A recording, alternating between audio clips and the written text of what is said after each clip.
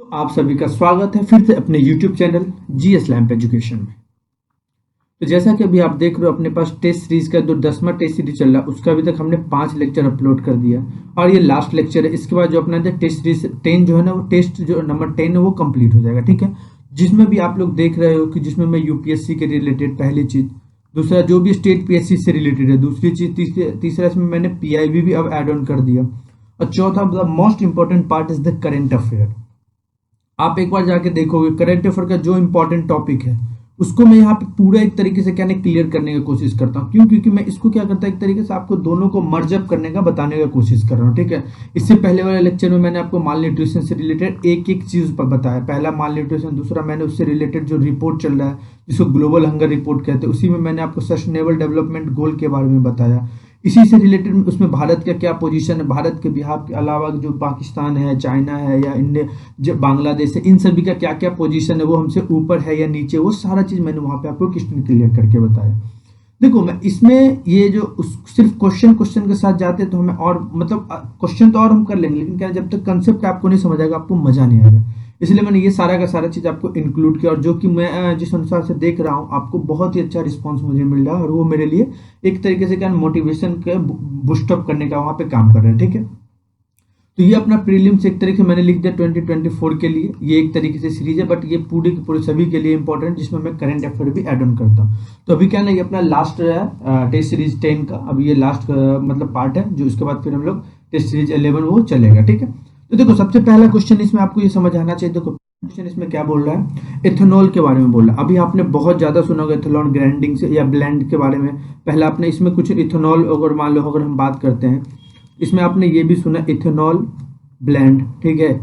फिर उसके बाद आपने ये सुना आज के रिलेटेड में इथेनॉल जो ब्लेंडिंग प्रोग्राम भी चल रहा है। तो ये सारा का सारा क्या ना बहुत ज्यादा इंपॉर्टेंट उसी चीज से रिलेटेड यहाँ पे कुछ एक तरीके से आपको क्या है ना स्टेटमेंट दिया हुआ, उस स्टेटमेंट को आपको क्या है क्लैरिफाई करना। क्लैरिफाई मींस क्या ये स्टेटमेंट सही है या गलत है, इसको आपको यहाँ पे प्रूफ करना है, ठीक है। तो बोला कि an ethanol blend is defined as blending motor fuel contain ethanol alcohol that is at least 99% of pure derived from the agriculture product and blending exclusively and with glycerin, ठीक है। तो ये चीज आपको समझना। तो पहला चीज ये देखो, इससे पहले आपको देखो ये बताने से पहले मैं थोड़ा सा 2 मिनट आपका 2 सेकंड ले रहा हूँ कि इथेनॉल होता क्या है। आपको पता कि एक तरीके से क्या है ना बहुत ज्यादा बहुत ही इंपॉर्टेंट प्रिंसिपल है बायोफ्यूल के लिए। मैंने आपको पहले भी ये चीज बताया जब मैं करंट अफेयर के रिलेटेड पढ़ा रहा था, उसमें मैंने आपको इथेनॉल के बारे में थोड़ा सा वहां पे एक्सप्लेन किया था जब हमारे गवर्नमेंट ने एक इनिशिएटिव लाई हुई थी गवर्नमेंट उस समय। तो ये एक तरीके से क्या है ना बायोफ्यूल का एक बहुत ज्यादा मतलब कहते बहुत इंपॉर्टेंट प्रिंसिपल है जो कि आपको पता है ये क्या है नेचुरली प्रोड्यूस किया जाता है। किसको? फ्रेगमेंटेशन, जैसे शुगर के हम लोग क्या करते हैं यहाँ पे शुगर फ्रेगमेंटेशन करते हैं, ठीक है ना, जिसको हम लोग कहते हैं fragmentation of sugar bye yeast, ठीक है। ये आपको ये मैं इसलिए बता रहा हूँ ना कि ये चीज आपको समझ आना चाहिए, ठीक है। तो यहाँ पे यही चीज ये जो प्रोसेस होता है जब हम मतलब एक तरीके से क्या कहते हैं इसी प्रोसेस को हम क्या कहते हैं इथेनॉल हाइड्रेशन, इथेनॉल या ethylene hydration, sorry not ethanol, it's called ethylene hydration. देखो अभी मैं पूरा चीज यहाँ पे आपको क्लियर कर दूंगा, आपको आगे कोई प्रॉब्लम नहीं आएगा, ठीक है। और इसी चीज से रिलेटेड आपने समझा कि हमारे मैंने जब करंट अफेयर बताया तो उसमें मैंने आपको समझाया था कि गवर्नमेंट क्या करे इनिशिएटिव निकाली किस चीज से रिलेटेड, इथेनॉल ब्लेंडिंग प्रोग्राम है, जिसमें ये क्या करते हैं जो हमारी जो भारत की गवर्नमेंट है वो क्या है डिपेंडेंट है किसमें, क्रूड ऑयल पे, ठीक है। क्रूड ऑयल जो हम लोग क्या है बाहर से इंपोर्ट करके लाते हैं, तो गवर्नमेंट ने इसको क्या किया इथेनॉल ब्लेंडिंग के प्रोग्राम के हेल्प से क्या किया है कि एक तरीके का इंडिया जो डिपेंडेंट है क्रूड ऑयल पे ना उस पर ये क्या करना चाह रहे हैं, उस पर डिपेंडेंसी हम लोग को क्या रिड्यूस करना दूसरे देश पे जहां से हम क्रूड ऑयल वगैरह ला रहे हैं। तो इसीलिए इससे देखो इससे 2 बेनिफिट हो, एक क्या होगा भारत का जो डिपेंडेंसी है किसी दूसरे देश पे क्रूड ऑयल के लिए वो कम होगा, दूसरा क्या होगा इसी से फार्मर का जो बोला गया था ना फार्मर का जो इनकम है ना वो भी बूस्टिंग होगा। बोला हमारे गवर्नमेंट एक प्रोग्राम भी निकाला था 2022 तक, गवर्नमेंट का जो है मतलब हर एक फार्मर का इनकम क्या होगा डबल होगा। तो इसी की हेल्प से गवर्नमेंट ने ये चीज बोला था कि ऐसे ऐसे हम लोग काम करेंगे जिससे गवर्नमेंट जो फार्मर्स का जो प्रोडक्ट है या फार्मर जो काम करते हैं उस पर हमको क्या करना एक तरीके से एक इनिशिएटिव लेना। जैसे आपने देखा 1 स्टेट 1 डिस्ट्रिक्ट का प्रोग्राम है, फिर फार्मर को कहीं डिफरेंट टाइप्स के लोन प्रोवाइड कराया जाए जिससे फार्मर क्या कर सकते हैं वर्क कर सकता है उस चीज से रिलेटेड। तो ये सभी की सभी चीज यहाँ पे बात की जा रही है। तो आप देखो यहाँ पे बोला जाए कि an ethanol blend is defined as a blend motor fuel containing ethyl alcohol that is at least 99% pure that is drive from agriculture product. अभी मैंने आपको बताया कि शुगर केन्स वगैरह से जो with the help of yeast की मदद से, ठीक है। बोला ब्लेंडिंग एक्सक्लूसिवली विद ग्लिसरीन, बिल्कुल सही है। ये आपको पता है ये एक तरीके से क्या इसको ये भी हम बोल सकते हैं क्या नहीं, ये प्लांट बेस्ड है। 1 मिनट, ये अगर प्लांट बेस्ड अगर हम लोग काम करते तो इसको हम लोग किस में कंसीडर कर सकते हैं, आपसे पूछ लेते, ये क्या है, रिन्यूएबल फ्यूल है, ठीक है। पहला तो ये बिल्कुल सही है, लेकिन मैंने इसको क्या प्लांट बेस्ड है तो इसको हम लोग रिन्यूएबल फ्यूल भी कंटेन कर सकते हैं, ठीक है। दूसरा बोला जा रहा है, दूसरा भी हम देखो, पहला तो बिल्कुल सही था, दूसरा बोला था government has allowed ethanol production from surplus rice and the Food Corporation of India and maize respectively for blending with petrol under the ethanol blended petrol programme. देखो पहला तो गवर्नमेंट ने जब इथेनॉल की बात की थी, ठीक है, गवर्नमेंट ने ये वो अलाउ तो कर दिया इथेनॉल प्रोडक्शन के लिए, किस चीज से रिलेटेड, शुगर। एक तरीके से देखो पहला तो शुगर केन एक तरीके से raw material, based on raw material, लेकिन इन्होंने क्या किया था थोड़ा सा और शुगर को, जैसे मतलब शुगर को आपको पता, शुगर केन के बाद इन्होंने क्या किया, सरप्लस, जो यहाँ पे सही बोला बिल्कुल सही है, surplus rice and the Food corporation blending and the मेज जो है ना, इनको भी क्या रिस्पेक्टली फॉर ब्लेंडिंग के लिए विथ किसी पेट्रोल के with petrol under the ethanol blended petrol. ये बिल्कुल ये प्रोग्राम के तहत बोला गया। तो शुगर और जो मेज है and food Corporation of India उसके तहत ये भी एक तरीके से बोला गया कि as a sugar cane as a raw material respectively हम लोग क्या करना, जैसे राइस हो गया या मेज हो गया, उनसे रिलेटेड भी अब हम लोग क्या धीरे धीरे काम करना पड़ेगा, उसको भी एक तरीके से एज ए रॉ मटेरियल हमको ब्लेंडिंग के तौर पर काम करना पड़ेगा। बिल्कुल सही है। देखो पहला दूसरा बिल्कुल सही, तो ये गलत हो गया, ये गलत हो गया, अब 2 बच गया। तीसरा बोला था government of India has advance the target of 30% alcohol, 30% ethanol blending. 1 minute या हाँ, blending in the petrol to 2025 to 2030। देखो पहली चीज तो ये जो टारगेट है, ये टारगेट बोला गया कि नॉट 30% है, ठीक है, यहाँ पे 30% नहीं, यहाँ पे सिर्फ 20% है। और ये जो रोड मैप जब ये बनाया गया था तो ये यही बोला गया था कि इसको E20 इसलिए इथेनॉल 20 बोला गया था। ये टाइमिंग तो सही है 2025 टू 2030, ठीक है। तो ये जब रोड मैप बोला गया था तो इसमें इन्होंने क्या कि एक तरीके से एक तो माइलस्टोन टाइप का बनाया था, ये नहीं कि डायरेक्ट 20%, इन्होंने धीरे धीरे एक लेआउट फॉर्म किया था। पहले इन्होंने बोला था 10% की बात की थी, देखो पहले इन्होंने 10% 2022 तक इन्होंने अचीव करने का बात किया था, फिर धीरे धीरे इन्होंने क्या किया, जब देखा ये अचीव हो रहा था इन्होंने इसको 20% कर दिया, और उन्होंने ये बोला क्या 2025 से लेकर 2030 तक हम इसको कंप्लीट कर देंगे, ठीक है। इन्होंने एक माइलस्टोन सेट किया था, डायरेक्ट इन्होंने ऐसा नहीं बोल दिया हाँ कर देंगे ऐसा कुछ नहीं, ठीक है। तो यहाँ पे थोड़ा सा गलत हो गया, थर्ड यहाँ गलत हो गया, तो जब थर्ड गलत हो गया आंसर तो गया सी, इसका मतलब क्या है ना, फोर्थ भी गलत होगा, बिल्कुल सही गलत है। Ministry of the petroleum and natural gas is the nodal department for the promotion of fuel grade ethanol producing distilling in the country. तो देखो अभी आपको पता है कि अच्छा बोलेगा अरे यार पेट्रोल से रिलेटेड बात कर रहा, मतलब क्या होगा, बिल्कुल सही बोल रहा है कि मिनिस्ट्री ऑफ पेट्रोलियम होगा, लेकिन आपको ये समझ आना चाहिए इसमें क्या है ना, देखो कौन कौन था ये याद रखना, एक मिनिस्ट्री नहीं था इसमें। सबसे पहला मिनिस्ट्री अगर हम बात करते क्या था, department of food and corporation, जो फूड एंड पब्लिक डिस्ट्रीब्यूशन, जिसको हम लोग FPD बोल सकते हैं, ठीक है, फूड एंड द प्रोडक्ट या मतलब food and the public distribution पहला था। दूसरा बोला ministry of the consumer affair, ठीक है, कंज्यूमर अफेयर। और तीसरा तीसरा था फूड एंड पब्लिक, जिसको फूड एंड पब्लिक डिस्ट्रीब्यूशन, ठीक है ना, फूड। तो इनके तो ये एक तरीके से क्या है ना, नोडल एजेंसी यहाँ पे था, ठीक है, जो एक तरीके से जो मतलब प्रमोट करेगा क्या, promotion of the fuel grade ethanol producing the distillation in the country, ना कि ministry of the petroleum and the natural gas. तो ये भी गलत हो गया। तो देखो ऐसे मैंने इस चीज को एक्सप्लेन करने की कोशिश किया, मैं डायरेक्ट आंसर बता के भागने वाले में से नहीं हूँ, ठीक है, क्योंकि मैं ये चीज फेस करता जब मैं खुद ही टेस्ट सीरीज लगाता हूँ, जब मैं खुद ही पढ़ता हूँ, तो मुझे पता चलता है कि बच्चे को कहाँ पे प्रॉब्लम हो सकता है। तो अपना 100% देने का यहाँ पे कोशिश कर रहा हूँ, और मैं आशा करता हूँ कि आप भी अपना 100% यहाँ पे दो। कुछ भी प्रॉब्लम हो तो आप यू विल डिस्कस थ्रू या कमेंट सेक्शन या थ्रू मेल ID, यहाँ पे मेल ID दिया हुआ, आप इस मेल ID के तहत आप क्या कर सकते हो, मेरे से कनेक्ट कर सकते हो, ठीक है। अब हम लोग नेक्स्ट क्वेश्चन की ओर चलते हैं। देखो नेक्स्ट क्वेश्चन में क्या बोला जा रहा है आप समझना एक तरीके से। सॉरी वो थोड़ा तबीयत खराब है, तो फिर भी मैं लेक्चर नहीं रुकेगा, लेक्चर चलता रहेगा। नेक्स्ट क्वेश्चन में बोला जा रहा है कि onshore wind energy is the energy generated from farm that are located over the shallow open water or usually in the ocean where there is a high wind speed। तो देखो सबसे पहले ये ऑनशोर एंड ऑफशोर आपको दीजिए समझ दो, wind energy होता है, ठीक है। तो यहाँ पे ये बोला जो ऑनशोर की अगर हम बात करते हैं तो ऑनशोर क्या होता है, ये जो लोकेट किया जाता है, देखो ये बिल्कुल सही पावर जनरेट करता है। अगर मैं इसको यहीं पे बता दूं, रुक जाओ, ये पावर जनरेट करता है, ठीक है, पावर ये एक तरीके से क्या है, एक पावर है जो जनरेट होता है, पावर जनरेटेड किससे, विंड टरबाइन से, बाय अगर हम बोल दे तो विंड टरबाइन, ठीक है। तो ये लोकेटेड कहाँ पे होता है, मेन यहाँ पे ये बोला लोकेटेड कहाँ पे, ये लोकेटेड ऑन लैंड, अगर हम यहाँ पे बोलते हैं लैंड, ये क्या है, ड्राइवन बाय द नेचुरल जो मूवमेंट होता है एयर का, उससे होता है, ठीक है। Land and driven by the natural air, ठीक है, नेचुरल एयर। तो ये चीज क्या होगा, ऑन शोर, तो यहाँ पे बिल्कुल गलत हो गया, जो मैंने बताया उसके तो अपोजिट है ये चीज। तो ये चीज आपको समझ रहे होते हैं, लैंड पे रहता है ये, लैंड जो लोकेट होता है, लैंड जो नेचुरल मूवमेंट होता है एयर का, उसकी हेल्प से ऑन शोर विंड एनर्जी होता है, ठीक है।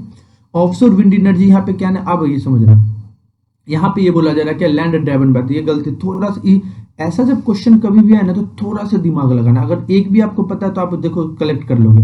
ये जो यहाँ पे लिखा है ना, ये ऑफशोर का यहाँ पे लिख दिया, और यहाँ पे जो लिखा है वो ऑनशोर का लिखा है, ये आ गया ऑनशोर में आ जाएगा, और ये ऑफशोर में आ जाएगा। ऑनशोर में जो लिखा है वो ऑफशोर का, और ऑफशोर में जो लिखा है वो ऑनशोर का, ठीक है।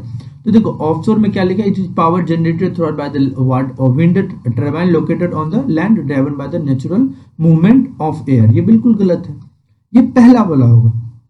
यहाँ पे देखो ऑफशोर विंड एनर्जी होता क्या, ये क्या एनर्जी जनरेट होता है, ठीक है, फ्रॉम द जैसे फार्म जो लोकेटेड होता है कहाँ पे, ओवर सेलो ओपन वाटर, ठीक है, usually in the ocean, where जो जहाँ पे हाई स्पीड होता है, सीधे यहाँ पे देखो सब कुछ वही लिखा हुआ है, there are the high speed, ठीक है। अब ये चीज समझना, ये तो मैंने दो चीज आपको यहाँ पे समझा, दोनों के दोनों गलत है, दोनों का ये अपोजिट होगा, ये इधर जाएगा और ये इधर आएगा, ठीक है। अब हम लोग नेक्स्ट में चलते हैं, ठीक है, 1 मिनट।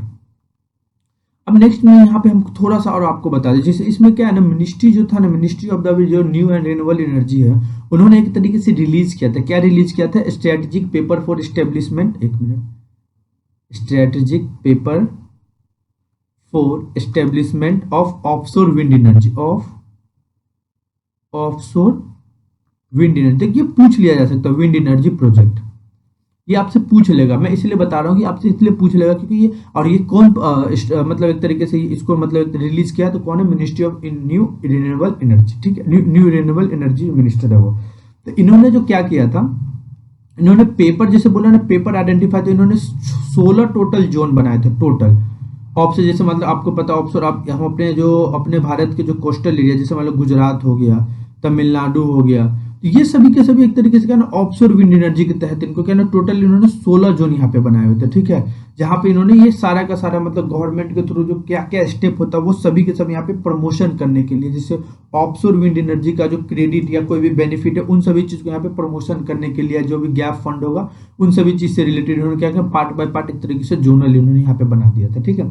थर्ड बोला, business engages in the procurement and installation of renewable energy goods and the services shall be eligible for claiming of the input, ये इंपॉर्टेंट है, इनपुट टैक्स क्रेडिट, बिल्कुल सही है। तो ये बोला जा रहा है कि ये क्या है ना, जो इनपुट टैक्स क्रेडिट ये क्लेम कर सकते हैं। तो इसमें ये बोला गया था जैसे जीएसटी रेट हो गया, जो उस चीज से रिलेटेड यहाँ पे बात किया गया था, ठीक है, इंडिविजुअली होता है या कोई ग्रुप में कोई गुड्स वगैरह लेता है, तो ये बिल्कुल यहाँ पे सही है, ठीक है। इतना नहीं पूछेगा कितना कितना होता है, ये आपके लिए इंपॉर्टेंट क्या है कि ये जो बिजनेस स्ट्रेटेजी तो ये क्लेम करते हैं किसके रिलेटेड, इनपुट टैक्स क्रेडिट के रिलेटेड यहाँ पे बात करते हैं। थर्ड बिल्कुल सही, पहला दूसरा विषय गलत है तो ये गलत हो गया, ये गलत हो गया, ये गलत हो गया, थर्ड विषय भी आंसर। नेक्स्ट क्वेश्चन यहाँ पे देखो पॉल्यूटेंट की बात की जा रही है, ठीक है, मेन है यहाँ पे क्या, पॉल्यूटेंट। अब आपको समझना पॉल्यूटेंट की यहाँ पे अगर बात की जा रही है तो सबसे पहला क्या बोला जा रहा है, बायोमैग्निफिकेशन। देखो मैं आपको समझा ही देता हूँ what do mean bye biomagnification, यहाँ पे लिखने क्या लिखा मुझे ये पता नहीं, चलो मैं लेकिन समझा देता हूँ होता क्या, what do mean bye biomagnification.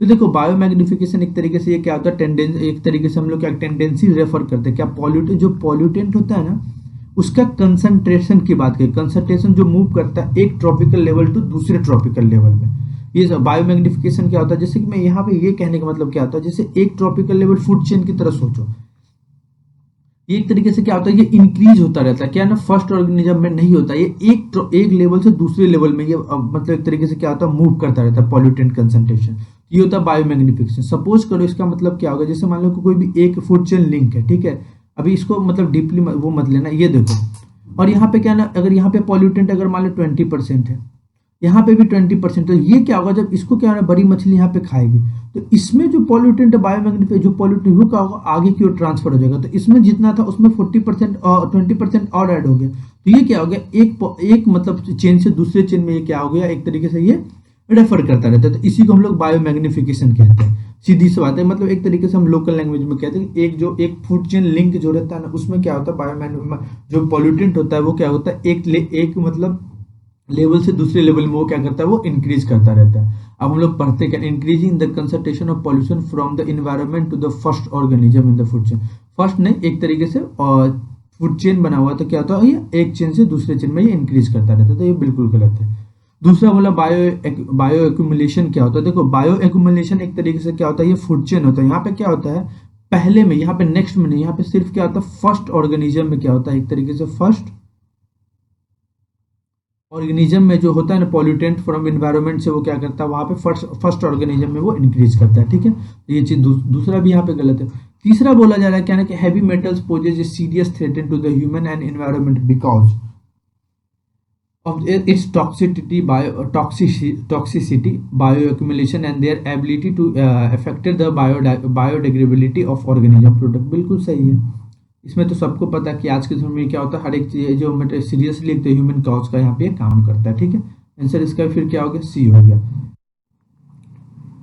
Answer के पीछे नहीं जाने का अपने को, ठीक है, ये भी सेम क्वेश्चन ही है। आई थिंक मेरे से मिस्टेक हो गया, मैंने 2 बार डाल दिया, कोई प्रॉब्लम नहीं, 2 बार डाल के क्वेश्चन समझो और इसके आंसर आप खुद ही दे दो। ये लो आपके लिए क्वेश्चन होगा, अगर आपने पीछे सीरियसली पढ़ा होगा तो इसका क्वेश्चन का आंसर आप दे ही दोगे।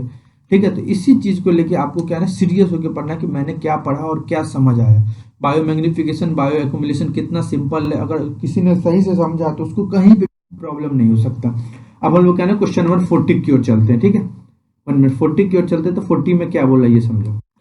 तो ये जो क्वेश्चन है, देखो फॉरेस्ट फायर इन इंडिया की बात कर रहा है। मैंने आपको फॉरेस्ट से रिलेटेड पीछे पूरा एक एक चीज कंसेप्ट समझाया था। ठीक है, अगर आपने सही से वो चीज देखा हो तो ये चीज आप खुद ही बता दो, हाँ सर अरे छोड़ दीजिए, आप तो ऐसे बोला अरे छोड़िए ना सर, आपने पहले बता दिया ये चीज पूरी। अगर आप हाँ बशर्ते क्या ना आपने सही से देखा होता। यहाँ पे बोला क्या ना रिगार्डिंग किसके, फॉरेस्ट फायर इन इंडिया की बात की जा रही है। ठीक है, तो देखो अभी हम इसमें कुछ कंसेप्ट आपको देखते हैं, क्या वो सही है या गलत। बोला कि forest that Burns organic material in soil, they are called the ground forest fire and they burn slowly under the vegetation। दूसरा बोला ground fires burns quickly from one tree top to another and having a huge flame with intense heat and they are called they are rare in India। देखो ये rare इसलिए होता है, ये अभी मैं आपको बताऊंगा क्यों। देखो ऐसे ऐसे बड़े बड़े फॉरेस्ट ना मोस्टली मैंने भी ये चीज देखा है, ये आप देखो जैसे ब्राजील में देखते हो आप, अभी कुछ दिन पहले आपने ऑस्ट्रेलिया में भी देखा था, उसका पूरा फॉरेस्ट जल गया था। ये मोस्टली उधर होते हैं, ये बिल्कुल सही है। पहला जैसे जो fire that burn organic in the soil they are called the ground burn. इसमें क्या होता है, जैसे मतलब सरफेस, ये इसमें क्या होता है जैसे सरफेस फायर होता है ना, एक चीज समझना, इसमें हम लोग कह सकते हैं सरफेस फायर जो देख आर काउज इसके ये इसमें सबसे बड़ा रीजन ये जो ग्राउंड फायर का होता है वो सरफेस फायर। इसमें क्या होता है, जैसे मान लो क्या होता है ना, जैसे ड्राई लीव्स हो गया, वो ड्राई लीव्स का सबसे बड़ा रीजन है ब्रांचेज वगैरह, जैसे ब्रांचेज वगैरह हो गए या और को भी अदर मटेरियल जो ग्राउंड पे रखा रहता है ना, वो सबसे बड़ा रीजन है सरफेस फायर का। ठीक है, तो यहाँ पे देखो पहला ये बिल्कुल सही। दूसरा अगर यहाँ पे हम बात करते हैं, दूसरा भी बिल्कुल यहाँ पे सही है। ग्राउंड फायर वही होता है जो क्विकली, जो अपने भारत में रेयरली ही पाया जाता है। तो अगर हम पहला दूसरा बोले तो बिल्कुल सही। तीसरा बोला कि dry pines leave they are highly unfavourable and significance increase the fuel load and they are most prone in the fire. तो देखो अभी मैंने नीचे भी बताया कि जो क्या अभी जो पहला दूसरा मैंने क्या आपको बताया कि ड्राई जो पिनिंग लिप्स वगैरह होता है वो सबसे ज्यादा इंपॉर्टेंट होता है सरफेस फायर या कोई भी फायर के लिए। और यहाँ पे ये बोला जा रहा है कि जो पिन जो 1 मिनट एक चीज समझना, पिन फॉरेस्ट होता है जैसे मान लो अगर फॉरेस्ट रेंज जैसे हिमाचल प्रदेश हो गया, या वहाँ पे क्या होता है बहुत वनरेबली क्या होता है, वहाँ पे क्या होना फायर वगैरह होता है, ये चीज आपको समझना। और दूसरी चीज का जो जैसे चीड़ पिन फॉरेस्ट वगैरह होता है, वहां पे बोला जाता है कि 15% जो बोला गया कि 15% आई थिंक बोला गया, जो हिमाचल फॉरेस्ट होता है ना वो क्या होता है मोस्ट प्रोन ऑन फायर होता है। 15% अप्रोक्स यहाँ पे ये बोला गया, कितना अगर बोले तो 15% to fire, prone forest in the fire. ठीक है, तो तीसरा भी यहाँ पे बिल्कुल सही है। चौथा बोला according to the Forest Survey of India. इसका आंसर प्लीज यार कोई एक इंसान दो, क्योंकि मैंने अभी इससे पहले आपको बताया था कि कौन ये फॉरेस्ट सर्वे ऑफ इंडिया कौन निकालता है। ये क्वेश्चन है आपके लिए, 1 मिनट में क्वेश्चन डालूंगा ना, ये आपके लिए क्वेश्चन है। कैन यू प्लीज एनीवन जो ये बता सकता है कि फॉरेस्ट सर्वे ऑफ इंडिया कौन इसको रिलीज करता है। इससे पहले मैंने आपको बताया था। ठीक है, तो ये बोला according to the Forest Survey of India based on the forest inventory record 30% of India forest are prone to the occasionally fire. बिल्कुल गलत बोल रहा है ये। यहाँ पे जो फॉरेस्ट सर्वे यहाँ पे बोला कि नॉट 30%, यहाँ पे अगर हम बात करें तो 50% है भाई, नॉट फॉर या not for 30%, it's above 50% they are forest in the country, they are exposed to occasionally fire. बोला जा रहा है कि अगर इसी में अगर हम और कुछ बताएं, ये 50% तो वो हो गया, 8% ऐसा होता है जो कि मॉडरेट फ्रिक्वेंटली फायर होता है। अगर हम इसकी बात करें तो क्या मॉडरेटली एक तरीके से क्या ना frequently fire, moderate frequently fire होता है। और यहाँ पे ये एक तरीके से बोला गया 35% ऐसा तो वो रेयरली की यहाँ पे बात की जा रही है, ठीक है, यहाँ पे वो रेयरली एक्सप्लोज होता है फॉरेस्ट का, ठीक है। तो यहाँ पे क्या हो गया, फोर्थ वैसे ही गलत हो गया, फर्स्ट सेकंड एंड थर्ड बिल्कुल सही है। तो फॉरेस्ट फायर इंडिया, मैंने फॉरेस्ट सर्वे का पीछे पूरा एक तरीके से आपको कंसेप्ट बताया है। अगर कोई इशू हो तो आप मुझसे बात करना, या कुछ भी इशू हो उसमें क्या कहीं पे भी कोई इशू है तो प्लीज आप मुझे कमेंट सेक्शन में या मेरे लिंक एक तरीके से क्या है ना, इस पे आप मुझे क्या कर सकते हो, मेल कर सकते हो, ठीक है। तो आप इस पे मुझे बताना। देखो मैं कोई ये नहीं हूँ कि एकदम मैं जो बोल दिया, अगर इसमें लगे कि सर आपने कुछ गलत यहाँ पे बता दिया है तो आप मुझे बता, हो सकता है मैंने बहुत पुराना डेटा मेरे पास हो या मैंने कुछ डेटा पुराना पढ़ लिया हो, तो आपकी रिस्पॉन्सिबिलिटी क्या है, उसको आपको सही करना है, मुझे बता के कि सर ये चीज़ यहाँ पे गलत हो रहा है, ठीक है। मैं भी उस चीज़ को सही करूँ, मैं आपसे ही तो सीखूंगा, मैं कोई एकदम 50 साल का बुढ़ा नहीं हूँ जो मतलब मुझे सब कुछ आता है। उनको भी कहीं ना कहीं सीखने को मिलता है, हर एक टीचर कहीं ना कहीं कुछ सीखता है। और जो देखो मैं ये चीज़ करता हूँ मुझे बहुत मोटिवेशन मिलता है, प्लस आप लोग का जो जैसे आप लोग या सब्सक्राइब करते हो बार बार, मैंने भी देख रहा हूँ मैं मेरा जो सब्सक्राइबर है वो अच्छी खासा अपना बढ़ रहा है। वो ये नहीं है कि मतलब मैं बस एक बताने की कोशिश करूँ, क्योंकि इससे मुझे ये पता चला कि आपको वो चीज़ अच्छा लग रहा है जो मैं एफर्ट्स लगा रहा हूँ। दूसरी चीज़ यहाँ पे ये मैं देख रहा हूँ कि लाइक्स या जो शेयर हो गया, शेयर का बटन मैंने देखा शेयर आजकल थोड़ा अच्छा खासा हो रहा है, तो ये मेरे लिए मोटिवेशन है। दूसरा कहना है अगर ये मेरे साथ कंटिन्यू होगा तो मैं क्या करूँगा, इसको ऑलवेज लेक्चर को कंटिन्यू हमेशा चलता रहेगा। कहीं पे भी ये होगा कि पहले मैं 1 से 2 वीडियो डालता हूँ वीक में, फिर मैं अगर आप लोग का रिस्पॉन्स अच्छा रहेगा तो मैं क्या करूँ वीक में 3 से 4 वीडियो डालूंगा। इसमें क्या होता है ना, मेन क्या होता है, मैं ये करंट अफेयर को तो मैं मान लो कि ले आऊंगा, लेकिन क्वेश्चन को लाने में मुझे समय लगता है ना, हर एक क्वेश्चन को यूपीएससी से भी देखना होता है या स्टेट पीएससी से रिलेटेड भी मैच करना होता है, तो मुझे थोड़ा सा समय लग जाता है, ठीक है। नेक्स्ट क्वेश्चन बोला जा रहा है कि एसिड रेन ऑफ और एसिडिफिकेशन। तो देखो एसिड रेन और एसिडिफिकेशन आपको ये समझना चाहिए क्या होता है। एसिड रेन क्यों होता है आपको पता है, एक तरीके से क्या नहीं, ये it is caused by the atmospheric pollution. जो एटमॉस्फेरिक पॉल्यूशन होता है उसकी वजह से बात, जो एसिड रेन की यहाँ पे बात कीजिए, यहाँ पे ये बिल्कुल सही, acid rain it is caused by atmospheric pollution from acid gas such as sulfur dioxide, oxide of and nitrogen emitted from the burning of fossil fuel। तो ये देखो एक तरीके से यहाँ पे ये भी बोला, ये बिल्कुल सही है। पहला तो चलो मैं ये बताया बिल्कुल सही है। इसी में थोड़ा सा अगर हम ये ऑल्सो रिकॉग्नाइज करता है, जैसे आपने देखा फॉक्स वगैरह, एसिड फॉग स्मॉग होता है, एसिडिक स्मॉग भी आप जानते हो।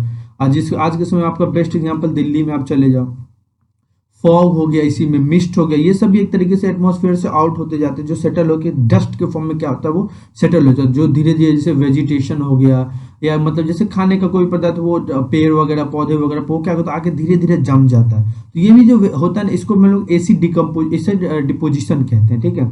और एक समय के बाद क्या ये कैसे आता है तो आपको पता है, एसिड रेन की मदद से ये आता है फ्रॉम द डिपोजिशन, ये आपको पता होना चाहिए, ठीक है। दूसरा बोला कि in the area where the weather is dry and the acid chemical may become incorporated into the dust और the smoke and the fall to the ground throughout the dry decomposition. ये भी बिल्कुल सही है, क्योंकि आपको पता है कि ग्राउंड में भी आप देखते हो स्टिक हो जाए तरीका चिपक जाता है ये चीज, जैसे कार वगैरह हो गया, बिल्डिंग वगैरह, ये सब में आप देखते हो। तो जो ड्राई डिकम्पोजिशन गैस होता है उसका जो पार्टिकल होता है वो हम लोग क्या करते हैं वॉश आउट करते हैं, कैसे, विद द रेन की मदद से जो भी होता है, या रेन ऑफ की मदद से हम लोग इसको क्या करते हैं वहां से वॉश आउट करते हैं। ये भी बिल्कुल सही है। थर्ड बोला गया the impact of the acid rain on the soil is high in India because Indian soil are always most acidic. ये बिल्कुल गलत है, इम्पैक्ट जो होता है बहुत कम होता है इंडिया की, अगर हम बात करें तो बिल्कुल कम होता है, क्योंकि इंडिया का जो सॉइल है बहुत ज्यादा अल्कलाइन है, आप लोगों ने पढ़ा होगा, ठीक है। ये इंडिया का सॉइल और विथ अगर बोल दे कि गुड बफरिंग एबिलिटी, अगर हम लोग बफरिंग एबिलिटी के साथ ये बात कर रहे हैं, ठीक है। ये चीज आपको समझ आना। तो यहाँ पे क्या होना, बहुत नहीं है बहुत लेस है, यहाँ पे ना के बराबर है, ठीक है। क्योंकि देखो आपको भी पता है कि इंडिया का जो अल्कलाइन सॉइल है जो सबसे ज्यादा स्टेट जैसे पंजाब हो गया, हरियाणा हो गया, उत्तर प्रदेश हो गया, बिहार होगा, पार्सली हम लेके चल सकते हैं, छत्तीसगढ़ में भी चल सकते हैं, जहाँ से गैंगेटिक प्लेन वगैरह, एक तरीके से ये बोल सकते हैं हम कहाँ गैंगेटिक प्लेन की अगर हम बात करें तो, ठीक है। दूसरी चीज यहाँ पे देखो इसी में जैसे मतलब आंध्र प्रदेश भी हो गया, गुजरात को भी थोड़ा सा इंक्लूड कर ले, महाराष्ट्र हो गया, कर्नाटका हो गया, आंध्र प्रदेश हो गया, नीचे चले तो कर्नाटक भी हो गया, मध्य प्रदेश एंड तमिलनाडु, ये सभी चीज़ को यहाँ पे हम लोग इंक्लूड कर सकते हैं। ठीक है, तो ये चीज़ हो गया acid and acid rain and acidification. कोई इशू हो तो आप प्लीज़ पूछ सकते हो। ये सारा चीज़ हर एक लोग जानता है, फिर भी मैं एक तरीके से क्या ना आपको सॉर्ट आउट करने का कोशिश कर रहा हूँ। ठीक है, नेक्स्ट बोला जाए pesticide pollution and the regulation in India. Regulation in India ये बहुत ज़्यादा इंपॉर्टेंट है, इस क्वेश्चन को रख लेना मार्क करके। एक मिनट, हाँ, तो ये बोला जा रहा है कि bureau of Indian standard is responsible for recommendation of recommending the tolerating limit of the various pesticide in the food commodity. बस सब जान सकता है, अगर फूड कमोडिटी की बात हो तो BIA तो सिर्फ उसको टैग देता है ना ब्रो, जिसको हम लोग स्टार कहते हैं। यहाँ पे BIA तो नहीं, यहाँ पे FSSAI हो सकता है, Food Safety and Standard Authorisation of India, ये रिस्पॉन्सिबल है यहाँ पे। ठीक है, ये बहुत ये रिकमेंडेड करता है, क्योंकि देखो आपको पता है कि जो अब इसमें थोड़ा सा मैं और एक जैसे FSSAI जो है फूड स्टैंडर्ड एंड जो Food Safety and Standard Authorisation of India है, ये जब इस्टेब्लिश किया था किस कब, Food Safety and Standard Act 2006 के तहत।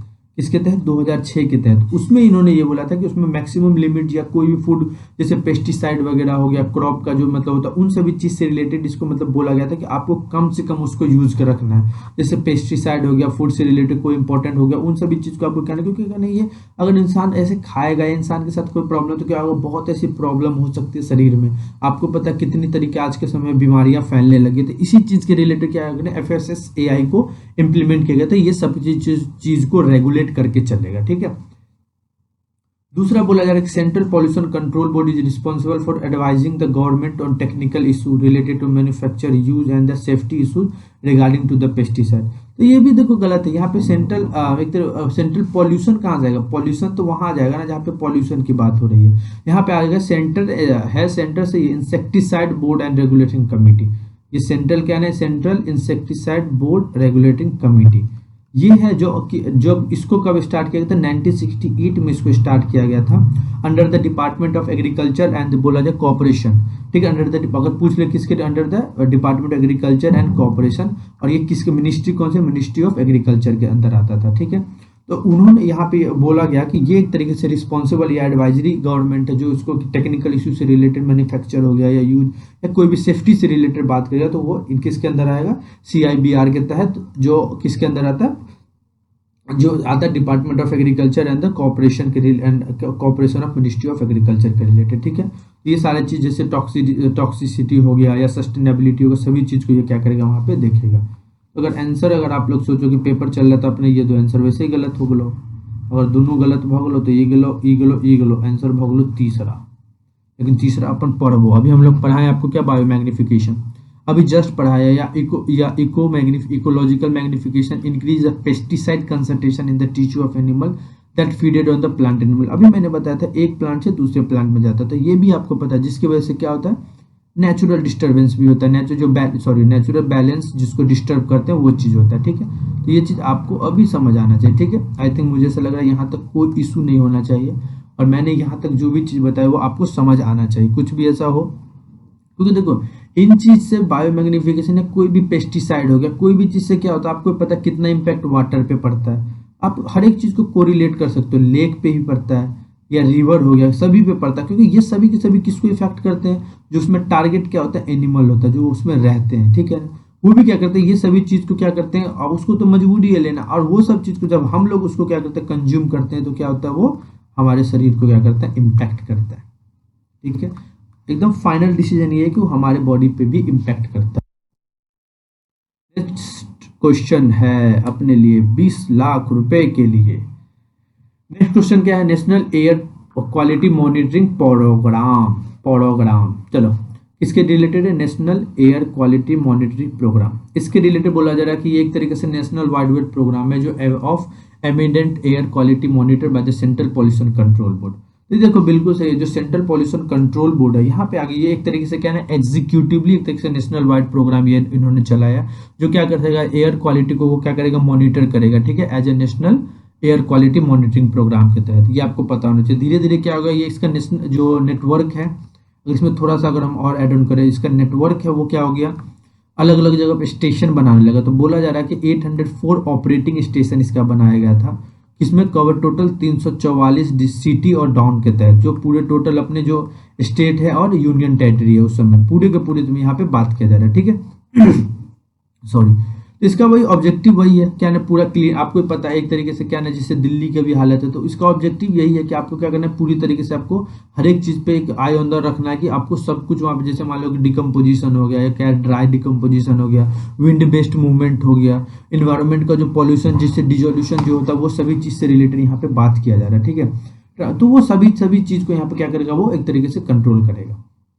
यहाँ पे बोला तो बिल्कुल पहला सही। दूसरा बोला under this programme 4 air pollutant, आपको यहाँ पे पहले ये चीज समझना होगा, जैसे सल्फर डाइऑक्साइड हो गया, ऑक्साइड ऑफ नाइट्रोजन हो गया, रेस्पिरेटरी सस्पेंडेड पार्टिकल पीएम जिसे बोलते हैं, and the fine particle PM 2.5 they have identified for the regular monitoring. ये बिल्कुल सही। अगर यहाँ पे ये बोलता है टोटल कितने पे काम करते हैं तो क्वेश्चन गलत होता है, लेकिन यहाँ पे ये बोला जा रहा है ये 4 के 4 रेगुलरली मॉनिटर करने पे मिल लेते हैं, बिल्कुल सही है। ये एक तरीके से क्या नहीं, ये आइडेंटिफाई रेगुलर मॉनिटरिंग करने पे मिलेगा ही मिलेगा, क्योंकि देखो ये मॉनिटर करते क्या करें एक तरीके से, क्या ना हम लोग कैसे करते हैं, इसके मेट्रोलॉजिकल पैरामीटर होता है विंड के स्पीड का या विंड के डायरेक्शन का, तो उसके जो उसमें क्या होता है, हम लोग रिलेटिव ह्यूमिडिटी हो गया या कोई भी टेम्परेचर, वो सभी के सभी यहाँ पे क्या होता है एक तरीके से हेल्पफुल होते हैं किसके लिए, मॉनिटरिंग करने के लिए। एयर क्वालिटी की बात अगर हम करें तो ये बिल्कुल सही है, ये भी आई थिंक सही था। तीसरा अगर हम लोग चले, along the monitoring of air quality metrological factors like temperature, relative humidity and wind, they are also directing the and also they are tracking under this programme. बिल्कुल अभी मैंने बताया ये सभी के सभी आई थिंक मेरे अनुसार से तीनों ही सही हैं। अगर भाई साहब इसमें भी किसी को कोई प्रॉब्लम हो तो मुझे बता सकता है। इसमें थोड़ा सा मैं और कुछ बताने का कोशिश करूं अगर बोलो तो ये जो मॉनिटर करता है, ठीक है, आपको पता है किसके हेल्प से, सेंट्रल पॉल्यूशन कंट्रोल बोर्ड की हेल्प से ये मॉनिटर करता है। तो सेंट्रल पॉल्यूशन कंट्रोल बोर्ड क्या करता है, एक तरीके से क्या करता है, जैसे स्टेट पॉल्यूशन कंट्रोल बोर्ड उसको भी बोलता है इसी चीज से रिलेटेड काम करने के लिए। ऐसे करके उन्होंने एक तरीके से चेन बना के रखा, ठीक है। जैसे पॉल्यूशन कंट्रोल कमेटी हो गया या जिसे बोले national environmental engineers research institution हो गया। हाँ, ये क्वेश्चन आपके माइंड में आ सकता है, जैसे नेशनल एनवायरमेंट इंजीनियर रिसर्च जो इंस्टीट्यूट है वो कहाँ पे है, तो ये पता होना चाहिए नागपुर में। ये सभी के सभी एक तरीके से क्या ऑन द रेगुलर बेसिस क्या करते हैं, ये सभी एजेंसियां एक तरीके से क्या या तो टेक्निकल सपोर्ट हो गया या फाइनेंशियल सपोर्ट हो गया, वो सभी के सभी एक तरीके से यहाँ पे प्रोवाइड करती है। ये सभी के सभी प्रोवाइड करने का मॉनिटरिंग एक तरीके से क्या अलग अलग स्टेशन पे ये काम होता है, ठीक है। ये कुछ ऐसा है, ये बस आपको इंपॉर्टेंट था, मैंने यहाँ पे बता दिया। तो तीनों के तीनों यहाँ बिल्कुल सही है। देखो नेक्स्ट बोला जा रहा है कि कुछ मरकरी दिया और उसका कुछ कन्वेंशन के नाम दिए हुए, ठीक है। तो देखो सबसे पहला दिया मरकरी, तो ये बोला जाएगा मिनीमाटा कन्वेंशन। तो देखो आपको बता देता हूँ मिनीमाटा कन्वेंशन जो है ना एक तरीके से इंटरनेशनल ट्रीटी जो ये है ना मरकरी से रिलेटेड ही है। तो ये इंटरनेशनल जब ट्रीटी हुआ तो उन्होंने ये डिजाइन किया था, क्यों डिजाइन हुआ था, क्योंकि ये प्रोटेक्ट करना चाह रहे थे ह्यूमन के हेल्थ को, ठीक है, पहली चीज। और दूसरा ये बोला था कि इन्वायरमेंट, पहला तो ये हो गया ह्यूमन हेल्थ, दूसरा हो गया इन्वायरमेंट से रिलेटेड यहाँ पे बात किया जाए, जैसे एंथ्रोपोजेनिक इमिशन हो गया, जैसे मरकरी हो गया, या मरकरी के कंपाउंड वगैरह क्या करता है वो लोग वहाँ पे क्या करते हैं उस समय से वो एक तरह रिलीज होता है, उसी चीज से रिलेटेड मिनीमाता कन्वेंशन उस समय में हुआ था, जिसमें मरकरी से रिलेटेड वहाँ पे बात किया गया था, पहली चीज। दूसरा चीज समझना, ये कन्वेंशन जो है एक तरीके से इसका रिजल्ट जैसे 3 साल हर एक, जिससे बोला जा रहा है कि 3 ईयर ऑफ द मीटिंग, तो ये उसके बाद ये बोला गया था। ये जब अप्रूव हुआ था उस समय बोला जा रहा है कि क्या ना 140 कंट्री उस समय में ये वहाँ पे प्रेजेंट थे, ठीक है। तो ये चीज आपको पता होना चाहिए। जो मिनीमाटा एक तरीके से क्या ना एक जापानीज नेम है, अगर आपसे कुछ थोड़ा सा इसके अंदर जाके पूछ लो तो ये क्या ना एक तरीके से जापानीज नेम है, ठीक है। तो ये जो जापानीज सिटी है कहीं का, तो वो उसके रिलेटेड यहाँ पे बात किया जा रहा है, ठीक है। ये आपको समझ आना चाहिए, बिल्कुल सही है। दूसरा बोला जाए परसिस्टेंट ऑर्गेनिक पॉल्यूटेंट और केमिकल वेस्ट, ठीक है, ये दो चीज बोला जा रहा है। तो देखो तो आपको पता है जो परसिस्टेंट ऑर्गेनिक कंपोनेंट की अगर हम बात करें तो ये स्टॉकहोम कन्वेंशन की बात की जा रही है, ठीक है। अगर आपसे पूछ ले तो ये क्या है ना, ये एक तरीके से स्टॉकहोम से जब हुआ था 2001 में, ये एक तरीके से एनवायरमेंट जो इंटरनेशनल एनवायरमेंटल ट्रीटी हुआ था, क्या स्टॉकहोम कन्वेंशन की बात करें, उसमें परसिस्टेंट ऑर्गेनिक कंपाउंड की बात की गई थी, ठीक है। दूसरी चीज इसी में अभी मैंने बताया कि जैसे मान लो कि एक अभी आपने बोला क्या, जैसे केमिकल वेस्ट वगैरह की बात है, तो केमिकल वेस्ट भी यहाँ पे क्या एक तरीके से गलत है यहाँ पे। ये देखो केमिकल वेस्ट अगर आप बात करें तो यहाँ पे ये बोला जा रहा है कि केमिकल वेस्ट से रिलेटेड अगर हम बात करें तो ये आई थिंक बेसल कन्वेंशन से रिलेटेड हुआ था। नहीं केमिकल वेस्ट नहीं, सॉरी दूसरे में जो बेसल कन्वेंशन था ना वो एक तरीके से क्या था, अभी वो मैं बताने लगा था, सॉरी। ये जो केमिकल एक तरीके से क्या ना बेसल कन्वेंशन एक तरीके से कंट्रोल करता है, क्या कंट्रोल करता है आपको ये पता होना चाहिए, कंट्रोल करता है कंट्रोल ऑफ द जैसे अरे यार क्या होगा इसको, तो ये क्या है ना, ट्रांस बाउंड्री की यहाँ पे बात की जा रही है, ठीक है। ट्रांस बाउंड्री जो मूवमेंट होता है क्या, हेजार्डियस वेस्ट से रिलेटेड है, ठीक है ना। तो ये बोला हेजार्डियस वेस्ट से रिलेटेड यहाँ पे बात की जा रही है, ठीक है। तो वो यहाँ पे ये चीज यहाँ पे बात किया जा रहा है, ठीक है। तो ये बेसल कन्वेंशन आपसे पूछे कब हुआ था, ये अडॉप्ट कब किया गया था, जैसे कहने कि हेजार्डियस जो वेस्ट वगैरह वो क्या कहता है वहां से कंटेन करके कहीं पे और जाके डिस्पोज कर देता है, तो यहाँ पे उस चीज से रिलेटेड बात किया था। ये कब हुआ था, तो ये 1992 की बात है, इसको फोर्स में लाया गया था इसको, क्योंकि अडॉप्ट तो 1989 में ही कर लिया गया था, लेकिन इसको फोर्स में कब लाया गया था, 1992 में लाया गया था, ठीक है। तो ये जो वही हेजार्डियस वेस्ट है, जो अदर वेस्ट है, जिसमें क्या है बोला गया था उस समय क्या था, 175 जो पार्टीज थी उन्होंने इसमें एक तरीके से क्या हुआ था, पार्टिसिपेट कर, तो सभी ने मिलकर इस चीज से रिलेटेड बात की, तो ये क्या होगा, बेसल कन्वेंशन। थर्ड बोला गया केमिकल वेस्ट से रिलेटेड अगर हम बात करते हैं तो ये बिल्कुल सही है, ये क्या है ना, रोटरडम कन्वेंशन था उस चीज से रिलेटेड, जैसे हेजार्डियस केमिकल और जो पेस्टिसाइड से रिलेटेड है, उस समय क्या है, एक इंटरनेशनल ट्रीटी हुआ था, उसमें ये जाके ये चीज बात किया गया था, हेजार्डियस जो वेस्ट वगैरह वो रिस्पॉन्सिबल है इस सभी चीज को खत्म करने के लिए, ये बात किया गया था, ठीक है। तो यहाँ पे ये सब चीज था। चौथा, पहला भी सही है, दूसरा गलत, तीसरा सही है। ओजोन लेयर, ओजोन लेयर तो सबको पता है, वेना कन्वेंशन कोई नहीं ये छोड़ सकता, ये बिल्कुल सही। ओजोन लेयर तरीके वेना कन्वेंशन जो प्रोटेक्ट हुआ था, क्या ओजोन लेयर को हमको क्या करना, ओजोन लेयर का जो मल्टी लेयर है ना उसको हमको क्या है ना प्रोटेक्ट करना है एनवायरमेंट, क्योंकि ये प्रोटेक्ट होगा तभी तो एनवायरमेंटल एग्रीमेंट इसलिए साइन किया गया था कब, 1985 में वेना कन्वेंशन। क्योंकि ये क्या ना प्रोडक्शन, जैसे मतलब इनका ये मतलब था कि जो रिड्यूस, जैसे मतलब इंटरनेशनली क्या बोला था कि हमको रिड्यूस करना है, जैसे क्लोरोफ्लोरोकार्बन वगैरह का हम लोग क्या ना प्रोडक्शन लेते तो वो उसको क्या करना, हमको रिड्यूस करना, क्योंकि अगर वो रिड्यूस करेंगे तभी हम लोग क्या कहते हैं, डिस्ट्रॉय जो होता है ओजोन लेयर उसको हम लोग कम कर सकते हैं। क्योंकि ये बोला गया था अगर ओजोन लेयर डिस्ट्रॉय हो जाएगा तो एक समय के बाद क्या होगा, अपने शरीर पे क्या होना, स्किन प्रॉब्लम स्टार्ट हो जाएगा वहां पे आने, तो विद इन अगर ज्यादा होगा तो within a blink of eye हम लोग को क्या होना, बॉडी पर या कैंसर वगैरह उससे भी चीज से रिलेटेड हम लोग क्या ना हार्मफुल हो सकते हैं। तो ये हमारे लिए नहीं सिर्फ भारत ने सभी पे ये इफेक्ट करता है। इसी चीज से रिलेटेड यहाँ पे ये बोला गया कि आपको क्या है ना, कि वेना कन्वेंशन ओजोन लेयर से रिलेटेड, क्योंकि क्या है ना आपको पता है कि अगर प्रोडक्शन क्लोरोफ्लोरोकार्बन से रिलेटेड अगर ज्यादा उसको प्रोडक्शन किया जाएगा तो हमारे लिए क्या प्रॉब्लम क्रिएट होगी, इसलिए इसको क्या ना हम लोग ना प्रमोट करने के लिए हम लोगों ने क्या कर दिया, बैठक स्टार्ट की। कहते हैं ना कोई भी चीज अगर हम लोग को लगे कि प्रॉब्लम हो रहा था हम लोग क्या करा, साथ में बैठ के उस चीज का सॉल्यूशन स्टार्ट करते हैं, ठीक है। तो आंसर क्या हो गया, फर्स्ट, थर्ड एंड फोर्थ, जो भी हो थर्ड पेयर है, only third, three pair only three pair is correct, second तो वैसे भी गलत है, ठीक है। तो ये चीज आपको सीओपी जैसे कॉन्फ्रेंस ऑफ पार्टी वगैरह वहां पे भी ये चीज स्टार्ट हुआ था, ये सब चीज अभी हम आगे कभी पढ़ेंगे जब हम क्वेश्चन स्टार्ट करेंगे। अभी इसमें क्या है ना थोड़ा ज्यादा क्वेश्चन है, मुझे अभी इसमें कम से कम 15 से 20 क्वेश्चन डालने हैं, तो जिसकी वजह से मैं इसमें कोई करंट अफेयर नहीं डालूंगा। अगर आपको लगे कि करंट अफेयर आना चाहिए तो आप मुझे बताना, तो आने वाले समय में वही चीज फिर से रखूंगा। वही एसिड रेन से रिलेटेड है, तो आपको पता ही है क्या क्या इफेक्ट होता है, अब ये बोल रहा है effect of acid rain on environment, तो सबको पता है एसिड रेन अगर ऐड करता है minerals and nutrients to the chemical, क्या ऐसा बिल्कुल सही है, बिल्कुल गलत है। ये एसिड रेन क्या करता है, डेड कर देता है प्लांट वगैरह को, आपको पता ही है क्या करता है, एक तरीके से डेड कर देता है, तो प्लांट हो गया या ड्राइंग एलिमेंट वगैरह सभी चीज को ये खत्म कर देता है। एसिड रेन एडवर्सली इंपैक्ट करता है हिस्टोरिकल हेरिटेज एंड मूवमेंट को, तो ये एक तरीके से क्या है ना आपको पता ही है, एसिड रेन की बात करें तो ये मिनरल्स वगैरह को क्या करना, रिमूव कर देता है, ये सभी चीजें। तो देखो दूसरा भी यहाँ पे बिल्कुल सही है, हेरिटेज वगैरह के जो है उसको खत्म कर देता है। Impact the coral vegetation and the marine ecosystem, ये भी बिल्कुल सही है। डैमेज करता है तो आपको पता होना चाहिए, जो भी चीज डैमेज वाली बात है वो बिल्कुल सही है। They can cause the ocean of pH, ये भी सही है। अगर आप देखो तो बिल्कुल मतलब ओशियन पीएच की तो यहाँ कुछ बात ही नहीं हो रही है यहाँ पे, क्योंकि देखो पीएच जो अगर बोल देते पीएच, आपको पता है पीएच स्केल जो रन करता है 0 से लेके अगर हम बात करें 14 के बीच में, और जो अगर 7 है तो वो न्यूट्रल है, आपको पता है 7 क्या है ना एक तरीके से न्यूट्रल है। और जो पीएच है कोई भी अगर 7 से ज्यादा हो तो वो बेसिक हो जाएगा, ठीक है ना। और जो एनीथिंग होगा लोअर देन अगर 7 हो तो वो एसिडिक होगा, ठीक है। लेकिन अगर मान लो एसिडी अगर आके अटैच करे तो वो पीएच वैल्यू को क्या करिए, इन्वर्स कर देगा, ठीक है। तो ये चीज आपको पता होना चाहिए। तो ये क्या करेगा, फिक्स करेगा, तो ये जब होगा तो वो कहाँ पे हो जाएगा, 7 से कम हो जाएगा, ठीक है। तो ये इम्पैक्ट नहीं करेगा, can cause the pH to raise नहीं करेगा, 7 से ये कम कर देगा, ठीक है। जो कि बोला जा रहा है 4.4 से लेके 4.2 या कुछ ऐसा, या 4.2 से लेके 4.4 के बीच में ये रहेगा, क्योंकि ये बढ़ेगा तो एसिड रेन बढ़ना चाहिए, यहाँ पे कैसे बढ़ेगा, ये तो पीएच पे रेज नहीं करेगा ना, और कम कर देगा, क्योंकि आपको पता रेज करेगा तो वो बेसिक में चला जाएगा, वो चीज़ नहीं हो सकता, ठीक है। तो ये चीज़ सही है, चारों के चारों में ये गलत हो गया, ये गलत हो गया, आंसर क्या हो गया ये। इसमें कुछ बताने वाला था नहीं, आपको पता ही होना चाहिए क्या है। इसी ऐसे रिलेटेड एक फ्लाई एस है, जो एक तरीके से आपको पता होना चाहिए, जिसे आप इसमें थोड़ा सा समझना, जैसे मतलब बोला जा रहा है consideration regarding the new fly ash utilisation rules for the coal and the lignite based thermo power plant. तो देखो सबसे पहले आपको पता हो जो फ्लाई एस होता क्या है। 1 मिनट रुकना भाई, मैं ये सभी चीज मैं जानता, तो मैं सोच रहा हूँ आप लोग को भी थोड़ा दिमाग दे दो कि भाई ये चीज होता है। मुझे पता नहीं कि आप लोग आता है कि नहीं आता है, हो सकता है आपको हम लोग हमसे ज्यादा आता हो, बट मेरा जो मेरे माइंड में तो मैं वो सोच रहा हूँ कि आपको बता दूं।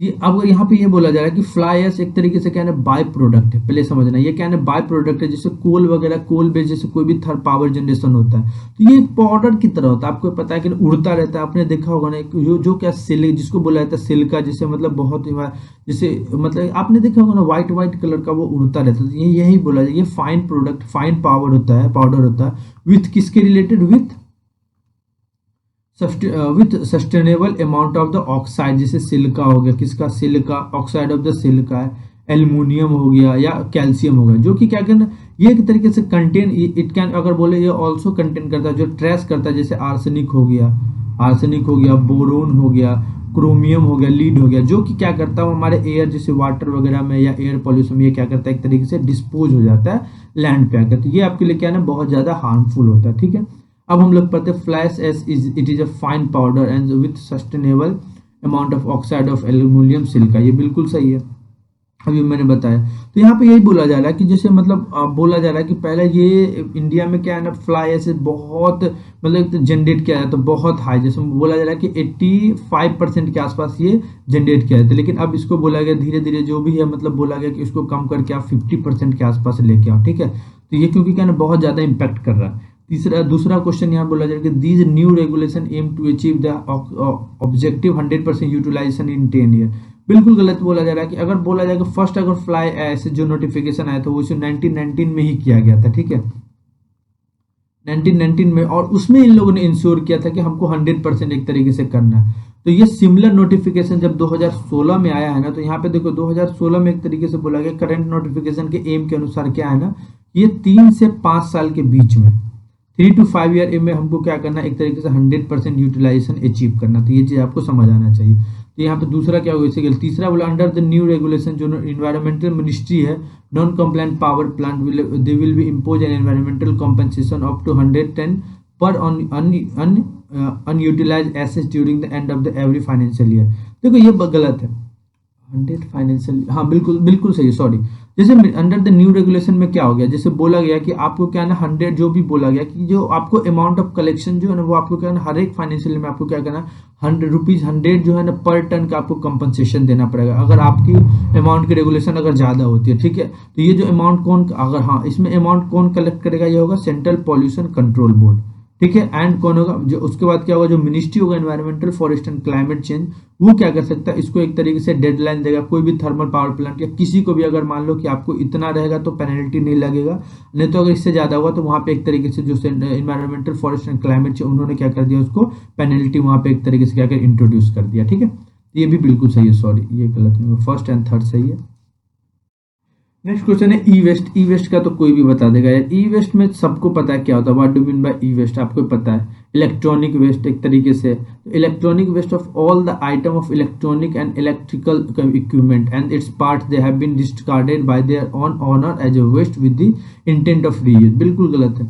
जैसे ई वेस्ट को अगर हम बात करें तो ई वेस्ट को रेफर किया गया हर एक इलेक्ट्रॉनिक आइटम, ठीक है, या इलेक्ट्रिकल आइटम इक्विपमेंट, ठीक है ना, जो कि they had been its part has been discarded by their owner as a waste without the intent of reuse. अगर मान लो वो यहाँ पे विदाउट होता है ना तो बिल्कुल सही है, अगर वो यूज हो रहा है तो हम उसको क्या करेंगे यूज करेंगे, ना कि उसको फेंक देंगे। तो वो अगर उसको ऑनर को लग रहा है कि अब ये हमसे यूज नहीं हो पाएगा तो वो उसको डिस्कार्ड कर सकता है। अगर वो यूजेबल है तो उसको हमको क्या करना है यूज करना without the intent of use.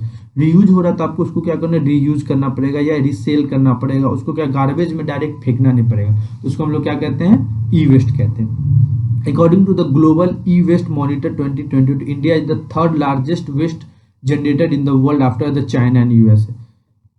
आपको लगता है कि जो इंडिया जो अगर थर्ड लार्जेस्ट वेस्ट बोला जा रहा है तो क्या इंडिया और जो चाइना में कम होता होगा? चाइना में सबसे ज्यादा हो रहा है, यही यहाँ पे बोले, इसलिए इंडिया क्या है एक तरीके से थर्ड है। पहला क्या होगा चाइना, दूसरा क्या होगा यूएसए, तीसरा इंडिया। ये कब ग्लोबल ई वेस्ट मॉनिटरिंग 2022 की बात की जा रही है। तो इंडिया में जो जनरेट होता है ना ई वेस्ट, आपको ये पता होना चाहिए, इंडिया का जो ई वेस्ट जनरेट होता है वो टोटल 21 टाइप के ई वेस्ट जनरेट होते हैं, electronic and electrical equipment 21 type के होते हैं, ठीक है। उसको हम लोग क्या करते हैं यहाँ पे रिपोर्ट करते हैं, ठीक है। फाइनेंशियली हम लोग को क्या करना है, रिपोर्ट करना पड़ता है। एक तरीके से आपको ये पता होना चाहिए, जो ई वेस्ट होता है ना वो सबसे ज़्यादा आज के दौर में प्रॉब्लम क्या है, लैंड फिलिंग में बहुत ज़्यादा प्रॉब्लम करता है। वहाँ पे लीचिंग वगैरह क्या होता है, एक तरीके से लैंड फिलिंग जो हम लोग करते हैं उसमें हम लोग अपने क्या करते हैं, ई वेस्ट को वहाँ पे डिकम्पोज करने का हम लोग काम कर रहे हैं, लेकिन वो चीज़ नहीं करना चाहिए, ठीक है। तो देखो पहला तो थोड़ा गलत हो गया, दूसरा क्या है ना हम लोग यहाँ पे बिल्कुल सही है, तो दूसरा जब सही हुआ तो ये आंसर बी हो गया। थर्ड है इकोटोन। आपको सबको पता what do mean bye ecotone, ठीक है। लेकिन अगर एक चीज याद रखना, अगर कभी भी आपसे ये पूछ ले कि मतलब ई वेस्ट का रिलेटेड कोई एडिशनल जैसे रूल्स एंड रेगुलेशन है, मैं भूल गया बताना, तो वो 2011 के ई वेस्ट रूल्स एंड रेगुलेशन की वहाँ पे बात किया जाएगा, ठीक है। जिसको हम लोग क्या करने हैं, बट हम लोगों ने उसको क्या एक्सटेंड करके उसको हम लोग 2016 में एक तरीके से लेके आए, जो कि एक तरीके से मैन्युफैक्चरर हो गया या जो रिफर्निश करता है, या डीलर हो गया, प्रोड्यूसर हो गया, उन सभी पे ये चीज क्या हो ना, उन सभी को इसके अंदर में लाया गया, ठीक है। तो ये जो आपको पता धीरे धीरे इसको क्या 2016 के बाद जब ई वेस्ट जो मैनेजमेंट एक्ट 2018 आया था उसमें इन लोगों ने क्या कर दिया, रिसाइकलिंग और रीजनरेटिंग की भी यहाँ पे उन लोगों ने बात कर दी, ठीक है। तो ये थोड़ा सा चीज था जो मैंने बता दिया, आई थिंक ये मैं भूल गया था पीछे बताना, इसलिए मुझे अभी याद आया तो मैंने बता दिया, ठीक है। नेक्स्ट बोला जरा इकोटोन, बोला जा रहा है कि it is a zone of junction between the two और मोर आइडेंटिकल इकोसिस्टम। देखो आपको टू और मोर आइडेंटिकल इकोसिस्टम से कैसे हो जाएगा, आपको अगर इकोटोन एक तरीके से ऐसा जोन ऑफ जंक्शन होता है ना जहाँ पे जैसे दो और दो से ज्यादा डाइवर्स इकोसिस्टम अगर बात करते तो हो सकता था। जैसे मान लो कि मैंग्रोव फॉरेस्ट हो गया, वो एक तरीके से इकोसिस्टम, जैसे आप चले जाओ वहां पे सुंदरबन के पास चले जाओ, वो एक तरीके से क्या ना, एक तरीके से क्यों, क्योंकि देखो वहां पे पानी भी है और वहां पे लैंड भी है, तो दोनों के बीच में मिलके जब ये जो पार्ट होता है ना, ये मान लो वाटर हो गया, ये लैंड हो गया, इसके बीच का जो ये पार्ट होता है ना, ये इकोटोन कहलाता है। ये जोन ऑफ एक तरीके से इंटरसेक्शन होता है दो लैंड का, एक हो गया ओशियनिक और दूसरा क्या हो गया टेरेस्ट्रियल लैंड, तो उसकी यहाँ पे बात की जा रही है, ठीक है। तो यहाँ पे जैसे मान लो बहुत चीज होगी, ग्रास लैंड भी हो सकता है एग्जाम्पल, जैसे मान लो एस्चुरी हो गया, वो भी एक तरीके से रिवर बैंक होगा, अभी मैंने बताया, जैसे अभी मैंने सुंदरबन का बात किया, तो ये क्या हो गया, एक तरीके से इकोटोन हो गया। दूसरा बोला जाए a well developed ecotone contain only the organism which are entirely the same as that of the adjoining community. अब गलत है, ये बिल्कुल गलत है स्टेटमेंट सेकंड, क्योंकि इकोटोन का एक तरीके से कंडीशन यही है कि क्या इमीडिएट एक तरीके से क्या नहीं, ये जोन ऑफ टेंशन का भी यहाँ पे बात किया जा रहा है। जोन ऑफ जब टेंशन की बात की, क्योंकि आप दूसरी चीज क्या नहीं, ये एक तरीके से नैरो होता है, बहुत ज्यादा नैरो और बहुत ज्यादा क्वाइट वाइड होता है, ठीक है ना। तो ये एक तरीके से कंडीशन की जो बात की जा रही है, जो मैंने, तो एक तरीके से आपको ये पता होना चाहिए, ये एक तरीके से वेल डेवलप्ड अगर मान लो इकोटोन होता है जो कंटेन करता है सम ऑर्गेनिज्म, ना कि ओनली ऑर्गेनिज्म, जो कि मतलब एक तरीके इंटायर जो डिफरेंट डिफरेंट एडजॉइनिंग कम्युनिटी के होते हैं उनकी यहाँ पे बात की जा रही है। क्योंकि आपको पता है वहाँ पे नंबर ऑफ, जैसे मतलब नंबर ऑफ स्पीसीज का जो जनसंख्या होगा या नंबर ऑफ पॉपुलेशन डेंसिटी होगा कुछ स्पीसीज का, वो ज्यादा होगा, तो उस वो जहाँ पे ज्यादा होता है ग्रेटर इन द जोन, उसको हम लोग कम्युनिटी बोल देते हैं, उसी को हम लोग क्या कहते हैं, एज इफेक्ट कहते हैं, एज इफेक्ट। ये चीज आपको पता होना चाहिए, ठीक है। तो ये जो एज इफेक्ट होता है, उसके बाद अगर कोई पूछ ले कि एज स्पेसीज क्या होता है, तो ये बोला जा रहा है कि जो ऑर्गेनिज्म हो जहाँ पे प्राइमरी जो मोस्ट एबंडेंट जो जोन होता है ना, तो उनको हम लोग एज स्पेसीज कहते हैं, ठीक है। यहाँ पे ये क्या होगा, गलत हो गया, पहला यहाँ पे ये भी गलत है, तो दोनों के दोनों क्या होगा, गलत हो गया, आंसर क्या होगा, डी। करेक्ट ही पूछ रहा था। तो आपको ये दो चीज आपको पता होना चाहिए, जैसे एज इफेक्ट क्या होता है, एज स्पेसीज क्या होता है, ये सारा चीज। तो एज स्पेसीज अभी मैंने बताया कि ऐसा पॉपुलेशन जैसे नंबर ऑफ पॉपुलेशन होता है, ठीक है। जैसे मान लो वहाँ पॉपुलेशन डेंसिटी कुछ का वो क्या होगा, स्पेसीज का ज्यादा होगा, तो वो जो ग्रेटर स्पेसीज का उस जोन में जो ज्यादा होगा उसको हम लोग या तो उसकी कम्युनिटी ज्यादा होगी तो उसको हम लोग क्या कहेंगे, एज इफेक्ट कह सकते हैं, ठीक है। और दूसरा होगा जैसे ऑर्गेनिज्म जो ऑकरली मतलब प्राइमरी जो मोस्ट एबंडेंट उस जोन में मिलते होते हैं, ठीक है, उसको हम लोग एज स्पेसीज कहते हैं, ठीक है। तो ये चीज आपको पता होना चाहिए। तो दोनों चीज यहाँ पे आपके लिए आंसर क्या होगा, डी। नेक्स्ट क्वेश्चन है ecosystem.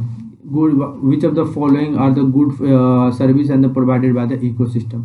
It help in the generation and the renewal of soil fertility including including nutrient cycle. देखो बिल्कुल सही है। दूसरा बोले it provide the food and the, बिल्कुल ये गलत है। तीसरा क्या, it stabilise and modernise the earth climate, बिल्कुल सही है। देखो एक तरीके से क्या ना आपको ये एक तरीके से it provide the fuel food ecosystem, देखो फ्यूल भी देता है, फूड भी देता है और एक तरीके से फाइबर भी देता है, ओनली नहीं देता है, ठीक है ना। ये एक तरीके से आपको शेल्टर भी प्रोवाइड कराता है, आपको पता होना चाहिए। बिल्डिंग वगैरह जैसे बिल्डिंग मटेरियल वो भी प्रोवाइड कराता है। प्योर वाटर की अगर हम बात करें वो भी इकोसिस्टम में प्रोवाइड होता है। एक ये भी प्रोवाइड कर डिटॉक्सिफिकेशन, जैसे डिटॉक्सिफिकेशन डिकम्पोजिशन ऑफ वेस्ट होता है उसको भी ये हेल्प करता है। ये क्या करता है, स्टेबलाइज और जो it stabilise and modernise the earth climate. ये क्या होता है, जैसे मॉडरेट, ये एक तरीके से क्या है, मॉडरेट फ्लड वगैरह हो गया, ड्रॉट वगैरह होगा, टेम्परेचर जैसे एक्सट्रीम हो गया, फोर्स जैसे विंड हो गया। ये आपको हेल्प करता है जनरेट करने में renewable and the soil fertility including the nitrogen cycle. जैसे पॉल्यूटेंट होता है, जैसे मान लो पॉल्यूटेंट ऑफ द जैसे ऑफ प्लांट हो गया, इंक्लूडिंग बहुत ऐसे क्रॉप, उसको कंट्रोल, उसका जैसे कंट्रोल होता है पेस्ट वगैरह एंड डिजीज वगैरह। इसके बाद ये कल्चर एंड एथिकल के लिए भी बहुत ज़्यादा इंपॉर्टेंट होता है। तो ये चीज़ कुछ ऐसी बात है जो आपको पता होना चाहिए। फर्स्ट एंड थर्ड ये क्वेश्चन के अनुसार सही है, बट आपको समझना कि क्या क्या ये इंस्ट्रूमेंट है। लास्ट क्वेश्चन है इस सीरीज का। यहाँ पे बोला जा रहा है कि जो फूड चेन की यहाँ पे बात की जा रही है। मैंने पूरा फूड चेन आपको 2-3 बार पूरे 50 क्वेश्चन का जो टेस्ट सीरीज 10 है उसके 50 क्वेश्चन का जो सीरीज है उसमें मैंने आपको समझाया है, ठीक है। तो ये लास्ट है, छठा पार्ट है। इसमें मैंने सिर्फ और सिर्फ क्वेश्चन डाला है, तो आपको इसको अनुसार आपको समझना है, ठीक है। तो देखो इसमें ये बोला जा रहा है कि लीटर हो गया, अर्थवॉर्म हो गया, चिकन हो गया और हॉक हो गया, ठीक है। तो आपको पहले ये समझ, ये क्या है, एक तरीके से आपको पता है कि जो अगर हम मान ले फूड चेन की बात करें तो 2 टाइप के होते हैं फूड चेन होता है डिस्टिंग्विश। पहला होगा तो क्या, ग्रेजिंग फूड चेन, मैं थोड़ा समझा ही देता हूँ यार। ग्रेजिंग फूड चेन है। दूसरा क्या होता है, ग्रेजिंग फूड चेन के बाद क्या हो, डिटोरियस फूड चेन, ठीक है। ये 2 फूड चेन होते हैं। पहली चीज देखो, ग्रेजिंग फूड चेन क्या होता है आप समझना। ग्रेजिंग फूड चेन ऐसा होता है जहां से कंज्यूमर स्टार्ट होता है फूड चेन का, ठीक है। The consumer which started the food chain, ये क्या करता है, प्लांट हो गया, प्लांट या प्लांट के पार्ट से अपना फूड वगैरह लेता है, वो उसको क्या चबाने का काम करता है। तो वो जो एक तरीके से स्टार्ट होता है जैसे ग्रीन प्लांट्स वगैरह से, वहां से जब स्टार्ट होता है तो ये इसको हम लोग ग्रेजिंग फूड चेन में काउंट कर लेते हैं, ठीक है। जैसे जैसे साग वगैरह खाता है, या साग कहते हैं, घास वगैरह खाता है वगैरह, जैसे मतलब सीधी सी बात आप ये समझो ना, टेरेस्ट्रियल पे आप देखते हो जैसे ग्रास वगैरह ईटन कौन ईटन करता है, जैसे कैटरपिलर ईटन करता है, उसको कौन ईटन करता है। फिर अगर मान लो लिजार्ड वगैरह ईटन करता है, उसके बाद उसको कौन मतलब एक तरीके से ईटन करता है, स्नेक्स वगैरह ईट करता है। तो ये क्या हो गया, ये हो गया grazing food chain. Detritus food chain क्या होता है, जैसे dead and decaying organic method होता है, जो कि एक तरीके से क्या होता है, एनिमल्स को एनिमल ही खाता है, ठीक है ना। वो एक तरीके से क्या होता है, ये डिटोरियस, जैसे मतलब क्यों क्यों ऐसा मैं बोला, ये क्या डिकम्पोजिशन होने के बाद भी उसको क्या करता है, कोई अदर मतलब प्रीडेटर्स हो गया या कोई भी उसको क्या करता है, वो कंज्यूम करता है। ये जो बात है ना, ये जो एक तरीके से क्या ना, लिटर हो गया या अर्थवर्म हो गया या चिकन हो गया, ये एक तरीके का डिटोरियस एक तरीके से फूड चेन है, ठीक है ना। तो ये जो डिटोरियस फूड चेन है, तो आपको ये पता होना चाहिए बिल्कुल। यहाँ पे आंसर तो चलो जो भी आप ये देख लो कौन सा है, इसका आंसर आपको ये पता होना चाहिए। एक तरीके से क्या ना, डिटोरियस फूड चेन होता है, ठीक है। जो ये डिटोरियस फूड चेन होता है, तो आपको ये 2 टाइप का तो पता है, grazing and the detritus food chain पता चल गया। तो ग्रेजिंग में तो आप कैंसिल कर दो, डिटोरियस आपके पास क्या हो गया, आंसर हो गया कि डिटोरियस फूड चेन होता है। दूसरी चीज आपको अगर इसमें भी कोई अगर कुछ और पूछ ले कि इसके अलावा भी कुछ और होता है, तो आपको क्या ना वो चीज़ आपको समझ आना चाहिए कि है क्या या नहीं है, ठीक है। तो ये चीज़ हम लोग आगे की ओर अभी और क्वेश्चन जो चलेगा उसमें हम लोग ये जो हेटेरोट्रोपिक सबको पता, ऑटोट्रोपिक ये भी पता ही है क्या होता है। लेकिन यहाँ पे जो आंसर था ये क्या था, एक तरह डिटोरियस फूड चेन से रिलेटेड बात कर रहा था, आपको ये पता होना चाहिए, ठीक है। तो देखो इसी के बार जो हम लोग ट्रेन हम लास्ट खत्म हो गया। आशा करता हूँ आप लोग को ये जो सीरीज है वो बहुत ही अच्छा लग रहा होगा। लिटरली अगर आपको अच्छा लग रहा हो तो 2 चीज जरूर करना, एक क्या करना, कमेंट तो जरूर करना, दूसरा क्या करना, इसको शेयर जरूर कर देना। शेयर स्पेशली उन लोगों को करना जो एफर्ट नहीं कर सकते पैसा दे के क्या करना, एक तरीके से कोचिंग लेना, क्योंकि पता है आज के समय में आपको ये पता होना चाहिए कि it's a very difficult task, okay. इतना पैसा मैंने देखा ना, मैं नाम नहीं लूंगा, 10-10 हजार 12-12 हजार सिर्फ टेस्ट सीरीज का लेते हैं। और मैं यहाँ पे क्या है दोनों चीज टेस्ट सीरीज के साथ साथ करंट भी मैं यहाँ पे पूरा आपको कवर करवा रहा हूँ, मेरे से जितना बन पा रहा है, और मैं 100% आपको दूँ। ये चीज़ आपको अगर अच्छा लगे तो प्लीज़ शेयर जरूर करना उन लोगों को जो एफोर्ड नहीं कर सकते हैं, जो अपने घर बैठे एक तरीके से क्या ना इसको पढ़ना चाहते हो, तो उनको एक अगर कंटेंट में कोई इशू हो तो आप मुझे जरूर बताना। दूसरी चीज़, अगर कोई प्रॉब्लम हो तो उसको कमेंट सेक्शन में जरूर मेंशन करना, मैं उस चीज़ को आगे आने वाले लेक्चर में जरूर आपको डिस्कस करूंगा, ठीक है। फिर अगर कुछ भी इशू हो, कोई भी अगर आपको लगे कि प्रॉब्लम कोई भी पढ़ाई से रिलेटेड है, कुछ भी क्या मतलब हमें क्या सिलेबस पढ़ना चाहिए जब आप स्टार्ट करते हो स्टार्टिंग फेज में, तो आप हमें क्या कर सकते हो, हमारे जो ये एक तरीके से है पॉलिटिक कंसेप्ट एक तरीके हमारा जो मेल है इस पर आप मेल कर सकते हो, मैं आपको रिस्पॉन्ड बैक जरूर करूंगा, या विद इन 24 आवर करूँ या जैसे भी करूँ मैं आपको करूंगा, ठीक है। और दूसरा नहीं हो सके तो आप मतलब हमारे वीडियो के लेक्चर के नीचे आप कमेंट कर सकते हो, तो मैं अगर उसको पढ़ूंगा और मैं उस पर लाइक भी जरूर करूंगा। और इससे मैं ये आशा करता हूँ कि आपको ये सीरीज कंटिन्यूसली जो अच्छा लग रहा होगा, अगर वो आपको अच्छा लग रहा है तो please like share and comment, है ना। अगर आपका मन हो तो प्लीज़ हमारे चैनल को सब्सक्राइब जरूर कर दें, जिससे हमें ये लगे कि हमारा पढ़ाना आपके लिए अच्छा जा रहा है, ठीक है। इसी के साथ मैं अपना ये सीरीज यहाँ पे अभी अब खत्म करते हैं, फिर अब हम मिलेंगे नेक्स्ट सीरीज में टेस्ट 11 में, फिर हम लोग आगे की बात करेंगे। जय हिंद, जय भारत।